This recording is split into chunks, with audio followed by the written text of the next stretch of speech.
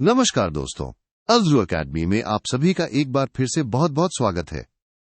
मैं हूं आपका दोस्त और होस्ट और आज हम आपके लिए लेकर आए हैं VMOU कोटा के जून 2026 एग्जाम्स के लिए BED 110 यानी हिंदी का शिक्षण शास्त्र का एक धमाकेदार क्रैश कोर्स। इसमें हम सेक्शन ए के टॉप 20 सबसे महत्वपूर्ण प्रश्नों को बिल्कुल आसान भाषा में कवर करेंगे, जो आपको 2 मार्क्स पक्के दिलाएंगे। तोकमर कस लीजिए क्योंकि अब सफलता दूर नहीं। तो चलिए शुरू करते हैं हमारे पहले सवाल से। प्रश्न 1 है, भाषा संरचना की 2 प्रमुख इकाइयां कौन सी हैं? दोस्तों, यह सवाल दिसंबर 2016, दिसंबर 2021, जून 2023 और जून 2017 में पूछा गया है। मतलब यह बहुत बहुत बहुत महत्वपूर्ण है, इसे तो रट ही लेना है। और इसका सीधा सा जवाब है भाषा संरचना की 2 प्रमुख इकाइयां हैं, ध्वनि और शब्द। कितना आसान है ना, याद रखिएगा। बढ़ते हैं अगले सवाल की ओर। प्रश्न 2, रचना के आधार पर वाक्य के भेद लिखिए। और देखिए, यह भी दिसंबर 2016, दिसंबर 2021, जून 2023 और जून 2017 में आया है, यानी यह भी उतना ही इंपॉर्टेंट है। रचना के आधार पर वाक्य के 3 मुख्य भेद होते हैं दोस्तों, सरल वाक्य, संयुक्त वाक्य और मिश्रित वाक्य। इनको अच्छे से समझ लीजिएगा। अब आता है प्रश्न 3, मनुष्य अपने विचार व भाव को किन 3 माध्यमों या साधनों द्वारा प्रस्तुत करता है?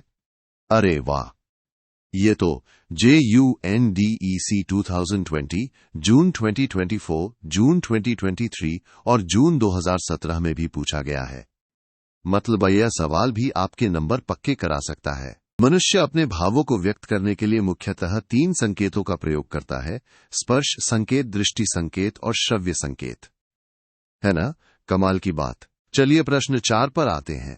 व्युत्पत्ति की दृष्टि से शब्दों के प्रकार या भेद लिखिए। ये सवाल भी JUNDEC 2020, जून 2024, दिसंबर 2016 और जून 2022 में आ चुका है। इसे भी बिल्कुल मत छोड़ना। व्युत्पत्ति की दृष्टि से शब्दों के 3 भेद होते हैं मेरे प्यारे विद्यार्थियों, रूढ़ शब्द, यौगिक शब्द और योग रूढ़ शब्द। इनको अच्छे से याद कर लीजिए। आगे बढ़ते हैं। प्रश्न 5, भाषा के प्रमुख अंगों के नाम लिखिए। ये भी जून 2016, जून 2023, जून 2017 और जून 2022 में रिपीट हुआ है। मतलब यह भी एक हॉट टॉपिक है। भाषा के प्रमुख अंग हैं ध्वनि, पद, वाक्य, अर्थ और लिपि। इन 5 को दिमाग में बिठा लीजिए। दोस्तों, क्या आप भी अपने एग्जाम में 75% से ज्यादा मार्क्स पक्के करना चाहते हैं? तो फिर देर किस बात की, हमारी पूरी सब्जेक्ट गाइड PDF अभी डाउनलोड करें। इसमें आपको मिलेंगे सारे महत्वपूर्ण प्रश्न और उनके जवाब, जो आपकी तैयारी को सुपरचार्ज कर देंगे। डाउनलोड करने का डायरेक्ट लिंक नीचे डिस्क्रिप्शन बॉक्स में दिया गया है। अभी क्लिक करें और अपनी सफलता सुनिश्चित करें। चलिए वापस आते हैं पढ़ाई पर। प्रश्न 6, प्रतिदिन शब्द में उपसर्ग क्या है?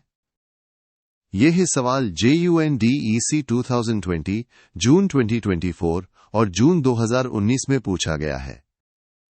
उपसर्ग तो आपको पता ही होंगे, है ना? और इसका जवाब है प्रतिदिन शब्द में प्रति उपसर्ग है।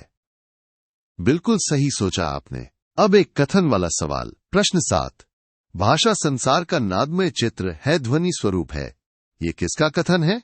ये सवाल JUNDEC 2020, जून 2024 और दिसंबर 2016 में भी आया है। ऐसे कथन वाले प्रश्न अक्सर पूछे जाते हैं। ये खूबसूरत कथन हमारे महान कवि सुमित्रा नंदन पंत जी का है, याद रखिएगा। बढ़ते हैं प्रश्न 8 की ओर। हिंदी व्याकरण में प्रयोग की दृष्टि से शब्दों को कितने भागों में विभक्त किया गया है? यह सवाल दिसंबर 2021, जून 2023 और जून 2017 में भी पूछा गया है।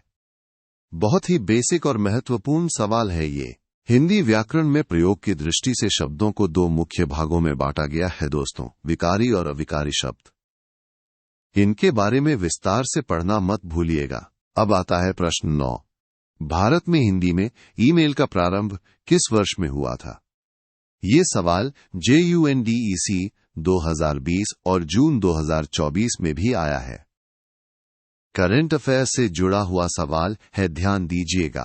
भारत में हिंदी में ईमेल का प्रारंभ साल 1999 में हुआ था। है ना, दिलचस्प जानकारी। और अब प्रश्न 10, हिंदी दिवस कब मनाते हैं? ये सवाल भी JUNDEC 2020 और जून 2024 में रिपीट हुआ है। ये तो हम सबको पता होना चाहिए। हिंदी दिवस हर साल 14 सितंबर को मनाया जाता है, क्योंकि इसी दिन 1949 में हमारी प्यारी हिंदी को राष्ट्रभाषा के रूप में स्वीकार किया गया था। ये हमारे लिए गर्व का दिन है। चलिए प्रश्न 11, मातृभाषा से क्या तात्पर्य है? ये सवाल भी JUNDEC 2020 और जून 2024 में पूछा गया है। ये तो बहुत ही बुनियादी सवाल है दोस्तों। मातृभाषा वो भाषा होती है जिसे एक बच्चा अपनी मां के मुख से अपने परिवार के माहौल में बिना किसी औपचारिक शिक्षा के सीखता है। ये हमारी पहली भाषा होती है। अगला सवाल प्रश्न 12, भारत सरकार ने भाषा शिक्षण हेतु सन 1999 में किस वेबसाइट या सॉफ्टवेयर का निर्माण किया था? ये सवाल दिसंबर 2016 और दिसंबर 2019 में आया है। एक और महत्वपूर्ण जानकारी वाला प्रश्न, भारत सरकार ने 1999 में भाषा शिक्षण के लिए लीला नाम की वेबसाइट का निर्माण किया था। याद रखिएगा लीला। आगे बढ़ते हैं प्रश्न 13 पर, भाषाई कौशलों के नाम लिखिए। ये सवाल दिसंबर 2021 और जून 2016 में भी पूछा गया है। ये भी बहुत कॉमन और इम्पोर्टेंट सवाल है। भाषाई कौशल 4 होते हैं दोस्तों, सुनना, बोलना, पढ़ना और लिखना। इन्हें हम LSRW के नाम से भी जानते हैं। अब आता है प्रश्न 14, वेस्ट विधि का प्रतिपादन किसके द्वारा किया गया है? ये सवाल जून 2018 और जून 2022 में आया है। विधियों से जुड़े सवाल भी अक्सर आते हैं। वेस्ट विधि का प्रतिपादन डॉक्टर माइकेल वेस्ट द्वारा किया गया है। नाम याद रखिएगा, डॉ. Michael West. अगला सवाल प्रश्न 15, approaches and methods in language नामक पुस्तक के लेखक कौन हैं? ये सवाल जून 2019 और दिसंबर 2019 में पूछा गया है। किताबों के नाम और उनके लेखक भी अक्सर आते हैं। इस महत्वपूर्ण पुस्तक के लेखक हैं जैकसी रिचर्ड और थियोडोर रोजर्स। इन दोनों नामों को अच्छे से याद कर लीजिए। और हां दोस्तों, सिर्फ BED 110 ही नहीं, अल्द्रू एकेडमी आपके लिए सभी विषयों की प्रीमियम गाइड्स लेकर आया है। चाहे वो BED 101 बचपन एवं विकास हो या BED 108 गणित का शिक्षण शास्त्र, आपको सभी विषयों की बेहतरीन गाइड्स मिलेंगी। इन सभी को डाउनलोड करने का लिंक भी आपको डिस्क्रिप्शन बॉक्स में मिल जाएगा। अपनी पूरी तैयारी के लिए अभी चेक करें। चलिए प्रश्न 16 पर आते हैं। सजेस्टोपीडिया भाषा शिक्षण के किस उपागम से संबंधित है? ये सवाल जून 2019 और दिसंबर 2019 में आया है। ये भी एक महत्वपूर्ण शिक्षण विधि है। सजेस्टोपीडिया भाषा शिक्षण के नवीन उपागमों से संबंधित है।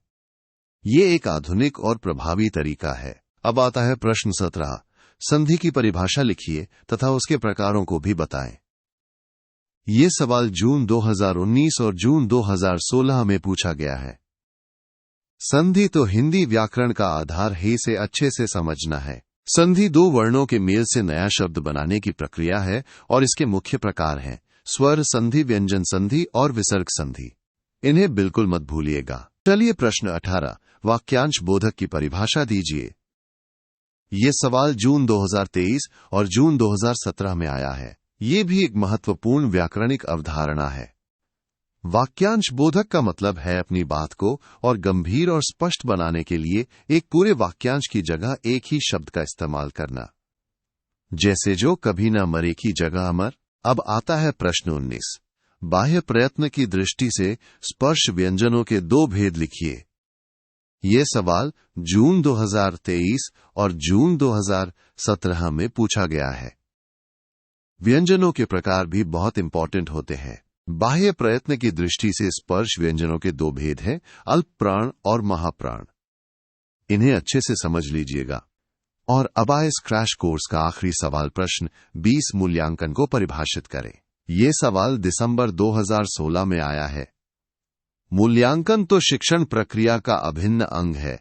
मूल्यांकन वो प्रक्रिया है जिसके द्वारा हम ये पता लगाते हैं कि हमारे शैक्षिक उद्देश्यों को हमने किस हद तक प्राप्त किया है। ये हमें अपनी प्रगति जानने में मदद करता है। तो दोस्तों, यह था हमारा BED 110 हिंदी का शिक्षण शास्त्र का क्रैश कोर्स। मुझे पूरी उम्मीद है कि इन सवालों ने आपकी तैयारी को एक नई दिशा दी होगी। अपनी मेहनत पर विश्वास रखिए और याद रखिए, मेहनत का फल सफलता है। आपको आपके आने वाले एग्जाम्स के लिए ढेर सारी शुभकामनाएं। बेस्ट ऑफ लक, और हाँ, ऐसे ही और बेहतरीन कंटेंट के लिए हमारे चैनल को अभी सब्सक्राइब करें, वीडियो को लाइक करें और अपने दोस्तों के साथ शेयर करना ना भूलें। डिस्क्रिप्शन में दिए गए हमारे सोशल मीडिया लिंक्स को भी चेकआउट करें। मिलते हैं अगले वीडियो में, तब तक के लिए पढ़ते रहिए और आगे बढ़ते रहिए।